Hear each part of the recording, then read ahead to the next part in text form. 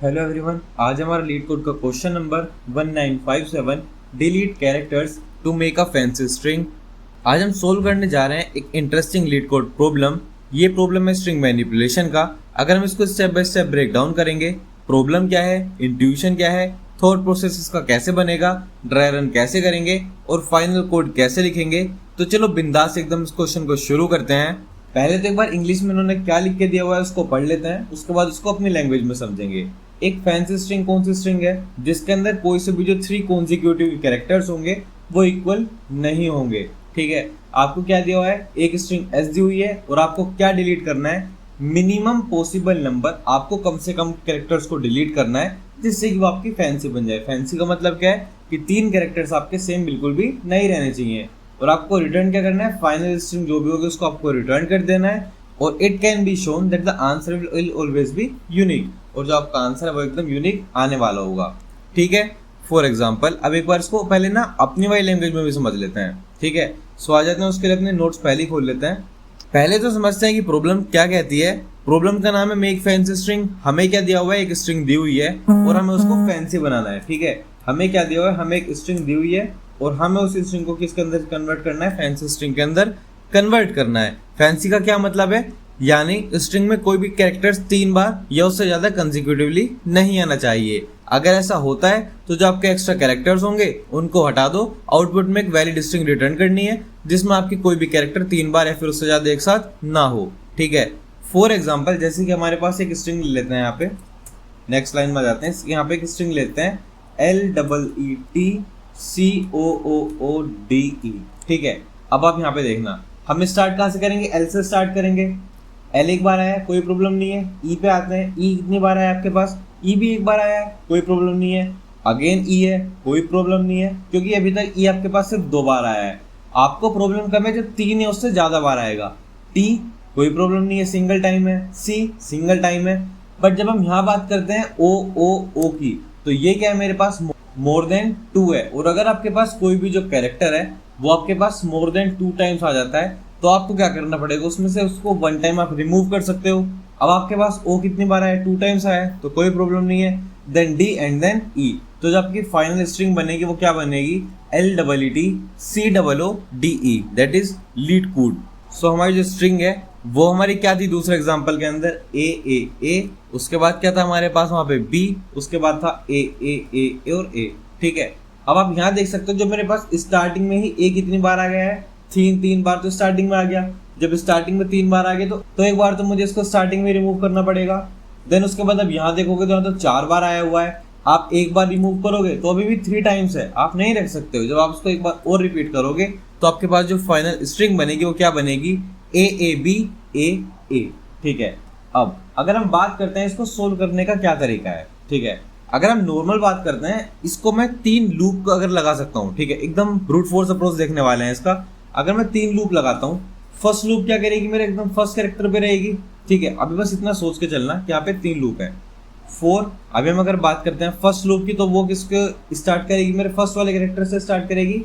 Second loop मेरी इसको और थर्ड लूप मेरी इसको। अगर तीनों के जो कैरेक्टर्स हैं वो इक्वल आ जाते हैं तो हम क्या कर देंगे, उसको एक को स्किप करवा देंगे, नेक्स्ट पे आगे चलते जाएंगे। ब्रूट फोर्स भी आप इसका लिख के देख सकते हो, थोड़ा टाइम लगेगा बस उसके अंदर आपको, बाकी आपको एक ब्रूट फोर्स लिखने का आइडिया हो जाएगा। हम क्या करेंगे, 3 लूप चलाएंगे, फर्स्ट वाले को ये कैरेक्टर असाइन करेंगे, सेकंड इसको ऐसा चेक करेगा, थर्ड वाले इसको चेक करेगा। अगर आपके तीनों इक्वल आ जाते हैं कैरेक्टर्स तो हम उसको क्या करा देंगे, उसके बाद में चेक कर लेंगे कि यहाँ पे काउंट नाम के वेरिएबल के साथ क्या आपका क्या 3 बार हो चुका है। अगर हो चुका होगा तो हम क्या करेंगे, उसको स्किप कराते चले जाएंगे। ठीक है, बट अभी हम किसकी बात करते हैं, अपने प्रॉपर इंट्यूशन की बात करते हैं कि इस क्वेश्चन का जो इंट्यूशन है वो कैसे बनेगा। चलो इंट्यूशन बनाते हैं। ये प्रॉब्लम स्ट्रिंग मैनिपुलेशन की है और हमें कंसेक्यूटिव कैरेक्टर्स के ग्रुप चेक करने हैं। आइडिया क्या है, आइडिया ये है, स्ट्रिंग के हर एक कैरेक्टर को चेक करेंगे। ठीक है, आपके पास जो भी कैरेक्टर्स हैं सबको हम एक एक करके चेक करेंगे। अगर आपका कोई भी कैरेक्टर 3 बार या फिर उससे ज्यादा बार आपका एक साथ आता है तो उसको स्किप कर देंगे। ठीक है, और बाकी जो आपके कैरेक्टर्स हैं उनको हम क्या करेंगे, एक नई स्ट्रिंग के अंदर पुश करा देंगे। ठीक है, ये सोचो अगर हमें AABAAA दिया है तो हम एक कैरेक्टर चेक करेंगे और इंश्योर करेंगे कि आपका कोई भी जो कैरेक्टर है वो 3 बार से ज्यादा रिपीट ना हो। इसका मतलब हमें ट्रैक रखना होगा कि कौन सा कैरेक्टर आपका कितनी बार रिपीट हो रहा है। ठीक है, थॉट प्रोसेस की अगर हम इस क्वेश्चन के अंदर बात करते हैं, अब इसके साथ में एक थॉट प्रोसेस बनाते हैं। हम क्या करेंगे, सबसे पहले स्ट्रिंग को प्रोसेस करेंगे, स्ट्रिंग के हर एक कैरेक्टर को चेक करके देखेंगे।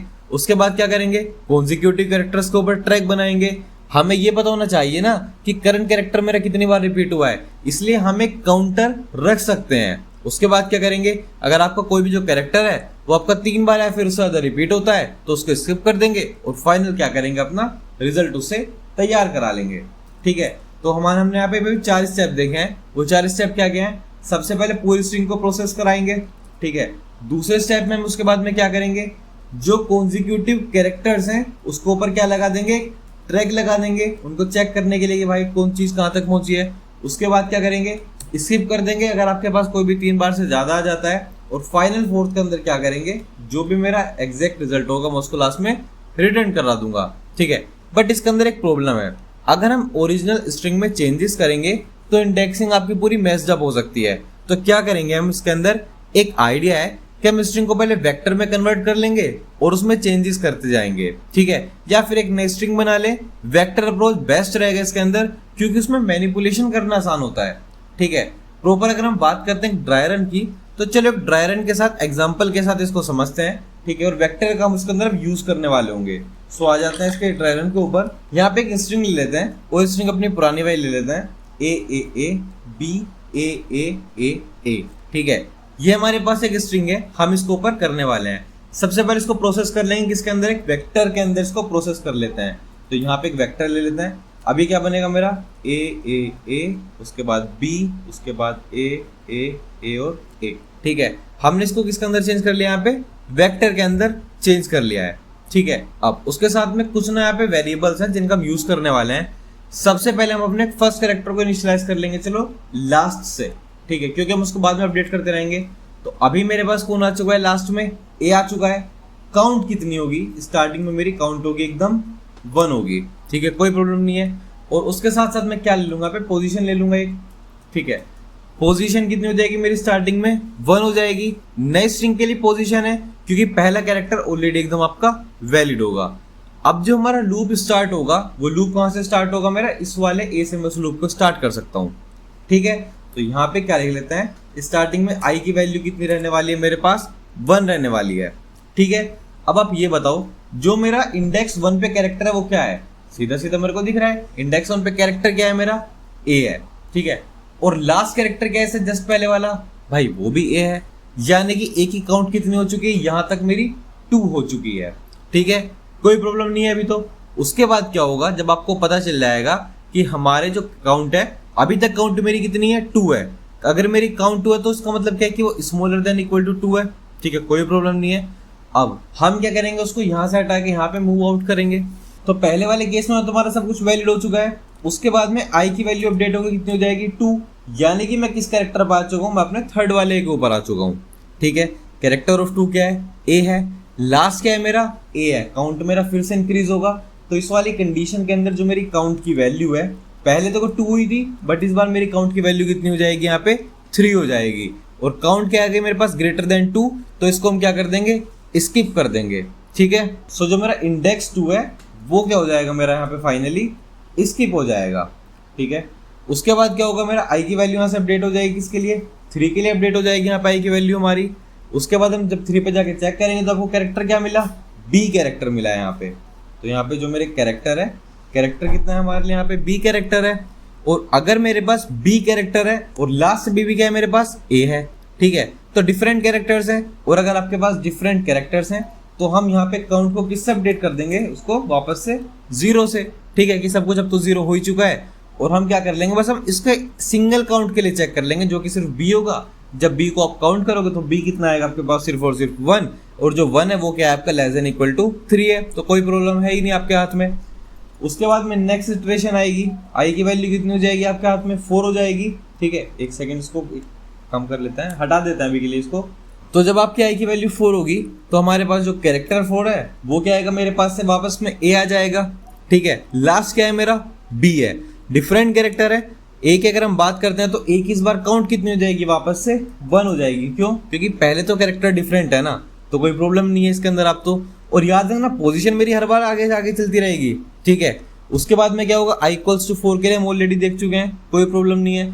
उसके बाद में क्या होगा, आपकी i की वैल्यू कितनी होगी, अगेन 5 होगी। और जब आपकी i की वैल्यू 5 होगी तो लास्ट भी मेरा a है, प्रेजेंट भी मेरा a है, तो काउंट कितना हो जाएगा आपका 2 हो जाएगा।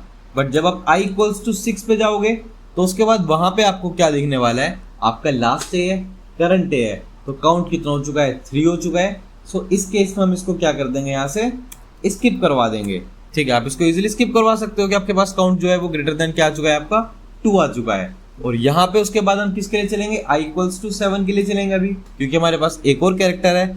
अगेन मैं चेक करूंगा तो यहाँ पे काउंट क्या हो जाएगी, इस बार तो मेरी काउंट भाई साहब 4 हो जाएगी, ठीक है। जो मेरे यहाँ पे 3 हुई थी, इस बार मेरी काउंट कितनी हो जाएगी, 4 हो जाएगी। और जब आपकी काउंट 4 होगी तो हम इसको भी क्या कर देंगे, यहाँ से स्किप करवा देंगे, ठीक है। सो जो इंडेक्स मेरे स्किप हुआ है वो क्या हुआ है, पहले सेकंड इंडेक्स मेरे स्किप हुआ है, यानी कि यहाँ से मैं सेकंड इंडेक्स हटा सकता हूँ। उसके बाद कौन स्किप हुआ है, मेरा 6th index, so that is 0 1 2 3 4 5 6। उसके लिए ये होगा कि एक इंडेक्स ऑलरेडी कम हो गया। एंड देन मेरा 7th वाला इंडेक्स स्किप हुआ है, तो मेरे पास इसका फाइनल आउटपुट क्या आया है, A, ठीक है।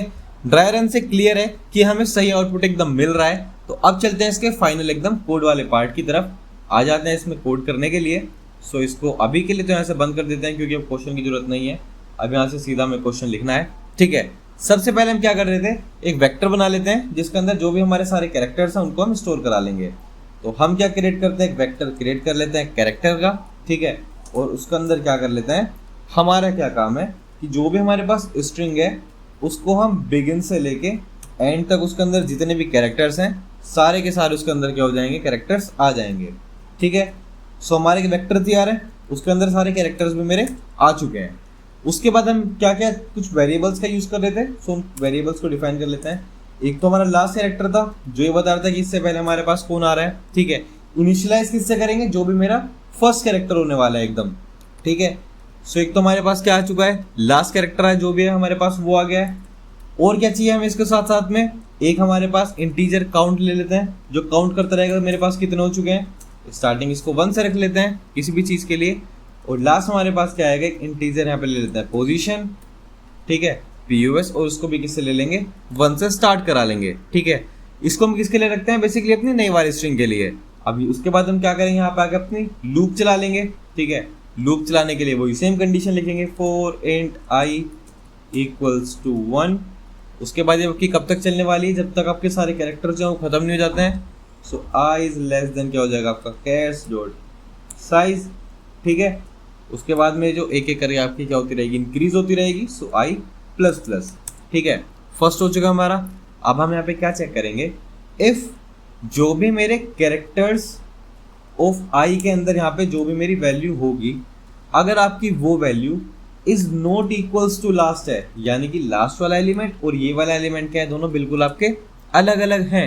अगर ये वाली कंडीशन है तो हम लास्ट को पहले तो अपडेट कर देंगे किससे, करंट से। तो लास्ट मेरा अपडेट किससे हो जाएगा, कैरेक्टर ऑफ i से। और उसके साथ साथ क्या होगा, जो मेरी काउंट की वैल्यू है वो यहाँ पे क्या हो जाएगी, एकदम 0 हो जाएगी, कोई प्रॉब्लम नहीं है, ठीक है। बट अगर ऐसा नहीं है, दूसरी कंडीशन भी तो है हमारी, सो उस कंडीशन को भी लिख लेते हैं।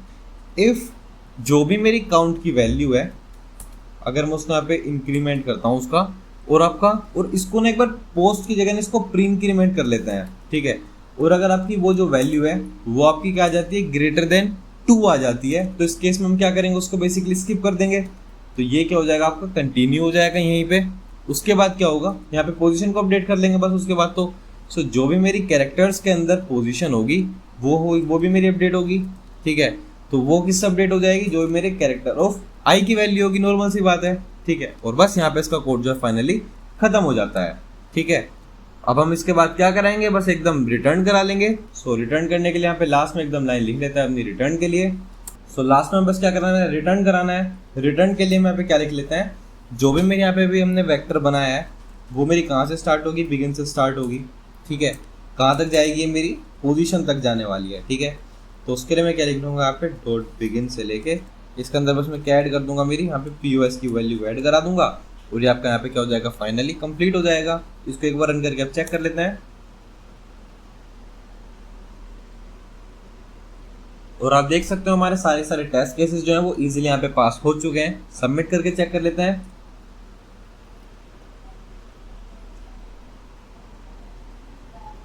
और ये सब हमारे यहाँ पे इजीली सबमिट भी हो चुके हैं। And yes, that's it for today's question. अब हम मिलते हैं इसके नेक्स्ट पार्ट में। Till then keep coding and keep practising.